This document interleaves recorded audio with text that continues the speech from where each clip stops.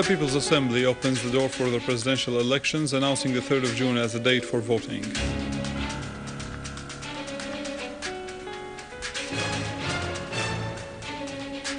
On the day of the resurrection of Jesus Christ, President Assad asserts from Maaloula that no one, how far his terrorism reached, can delete our civilization and history.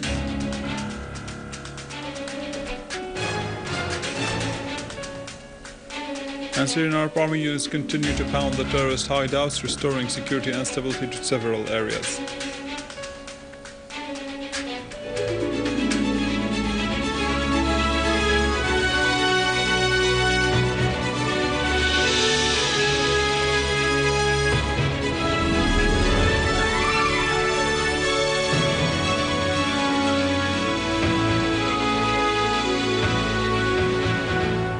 Good afternoon, this is news in English from the Syrian Arab television in Damascus. The People's Assembly has opened today the door for candidacy for the presidential elections in Syria. Speaker of the Assembly, Mohammed Jihad al-Laham, called on the citizens of the Syrian Arab Republic, whether at home or abroad, to practice their right in electing a president. Al-Laham said that based on the provisions of the Constitution of the Syrian Arab Republic and on the provisions of the General Elections Law No. 5 for the year 2014, those who wish to run for the post of President of the Republic are called to submit their candidacy application papers to the Supreme Constitutional Court within a period of 10 days starting tomorrow morning, Tuesday 22nd of April and ending on Thursday the 1st of May. He also set the date for electing President of the Syrian Arab Republic for the citizens who are non-residents in the country in the Syrian embassies on Wednesday, 28th of May 2014, starting from 7 a.m. till 7 p.m. according to local time of the city where the embassy is based. As for the Syrian citizens residing at home, Al-Laham said the presidential election starts on Tuesday, the 3rd of June 2014 at 7 a.m. until 7 o'clock in the evening. On Easter Day, President Bashar al-Assad visits the town of Maaloula in Damascus countryside, wishing a blessed Easter for all the Syrians. President al-Assad toured the monastery of Mar Sarkis and Bachos, being briefed on the damages and destruction caused by the armed terrorist groups on the monument, asserting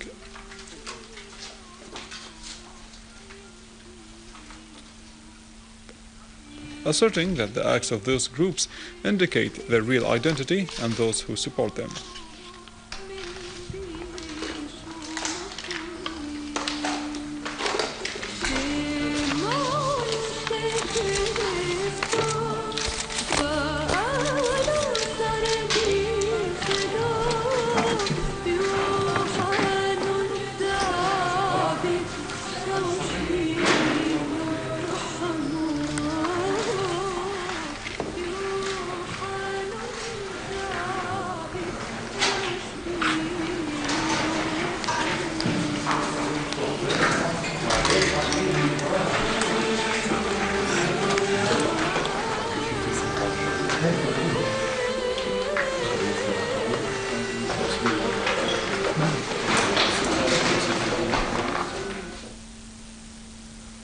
In the hotel of Safir Maaloula, which the terrorist groups had captured for a while, using it as a headquarters for launching their criminal acts, President al-Assad met a group of Syrian Arab Army soldiers and civil defense forces. The president praised the efforts of all who fought the terrorists and defended their homeland after passing through the eastern mountain plain.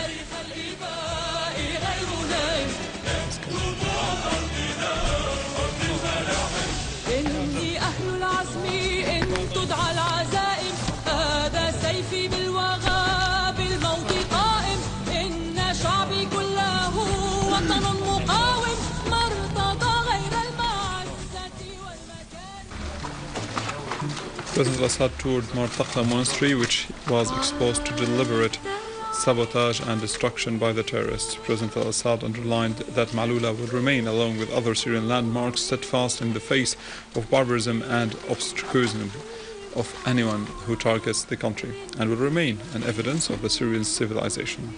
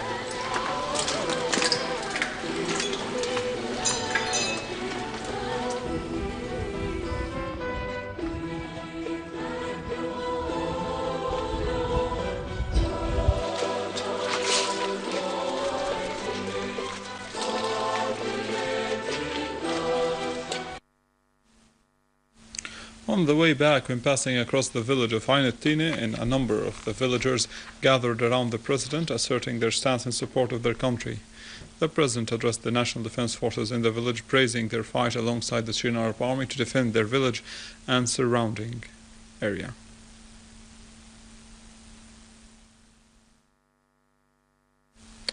Greek Orthodox Archbishop of Sebastia, Atallah, Hanna, delivered a congratulatory and a solidarity message to the Syrian people on the occasion of Easter, hoping that God will save Syria, its people and army.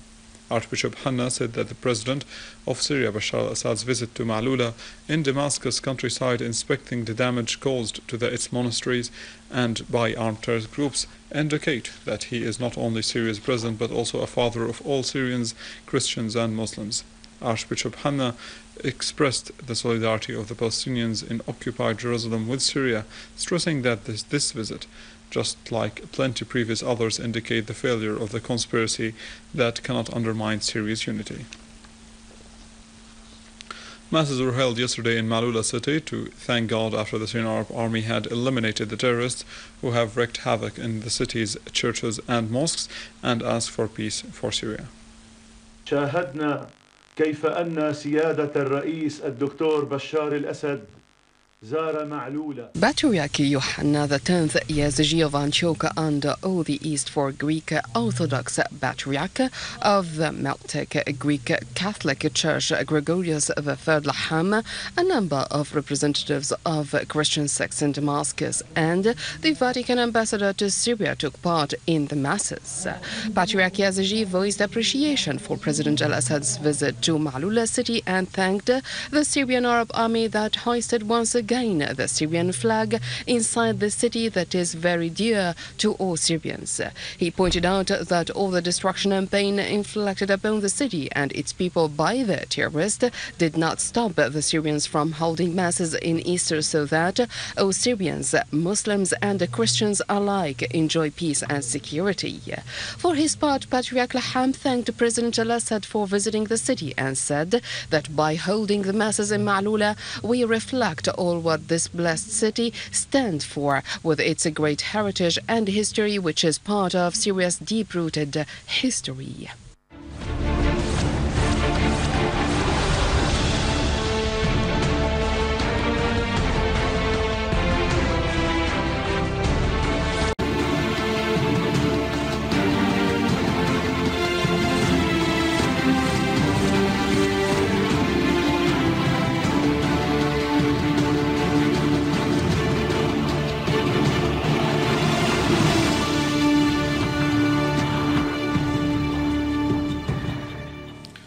3 civilians were killed and other 36 were wounded by 3 mortar shells fired by terrorists, hitting the vicinity of Dar es-Salaam school and Salihiyya neighborhood. A source in Damascus police command said that 2 civilians were killed and other 36 injured, in addition to material damages as a result of the terrorist attack in that area.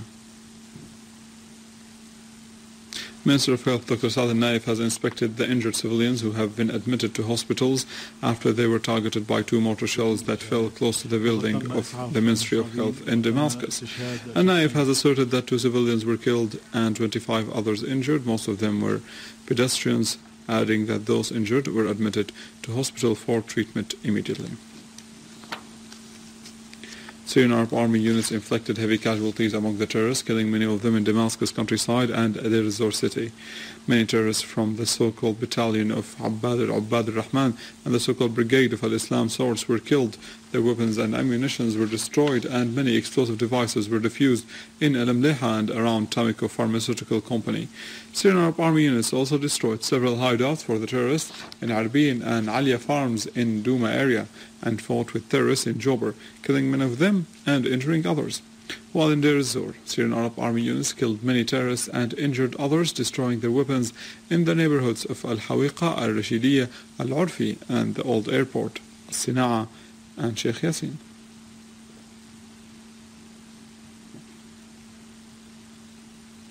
Syrian Arab Army units eliminated a number of terrorists, some of whom were leaders of armed terrorist groups and many were non-Syrians. The Syrian Army units also destroyed 2 warehouses that contained missiles, explosive devices and mortar launching pads in several areas and villages in the northern countryside of Latakia. The Austrian newspaper has disclosed that Interpol has issued a search warrant of 2 Austrian minor girls who left their homeland to Syria via Turkey to fight with the terrorist groups there. A source in the Interpol said that the international organization, together with the families of the 2 girls, were trying to find traces of the 2 girls who left Vienna a week ago, leaving behind messages and footage uploaded to social websites expressing wish to go to Syria. For its part, the Austrian newspaper Der Standard published an article that talks about the same topic, quoting a spokesperson for the police command in Vienna as saying that the 2 minor girls have left behind a written letter to their parents saying that they would be heading for Syria via the Turkish border to join terrorists to be trained on using arms. The newspaper pointed out that the 16-year-old Samra Kisovic and 15-year-old Sabina Simovic have left their parents' homes in Vienna, and that the Interpol has issued a search warrant to locate their whereabouts. The newspaper concluded its article by saying that hundreds of Austrians, Chechen, Bosnian, Turkish and Arab origins have left Austria heading to Syria via Turkey to fight side by side the armed terrorist groups there. The countries that support terrorism in Syria continue to provide all forms of assistance and funding to those terrorists in a desperate attempt to reverse their defeat at the hands of the Syrian Arab Army. The American newspaper Wall Street Journal asserted that the U.S. administration is providing the terrorists in Syria with anti-tank missiles of the type Tau. The newspaper said that Washington's desire to arm Syrian opposition came as a result of the recent victories made by the Syrian army and also after the failure of the Geneva talks, pointing out that the White House did not deny and also did not assert providing the opposition with Tau missiles, but U.S. officials stressed their efforts to increase the capacity of the opposition. The newspaper quoted a spokesperson for the National Security Council of the White House, Bernadette Meehan, as saying that the United States was committed to capacity building among the so-called Syrian moderate opposition by providing assistance to the prominent members of these opposition, stressing that Washington was not obliged to disclose every detail of this assistance. The newspaper added that Washington's refusal to arm Syrian opposition strained its relations with Riyadh. For this reason, Obama traveled to fix relations with al-Saud. Meanwhile, the Central Intelligence Agency is looking forward to expand arming the terrorists and develop their training programs, which has been taking place in Jordan under its supervision, according to the same newspaper.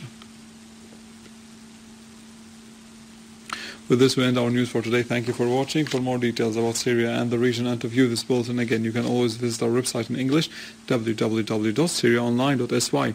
Now the latest business and market news with Vani Konashian, but after a short break.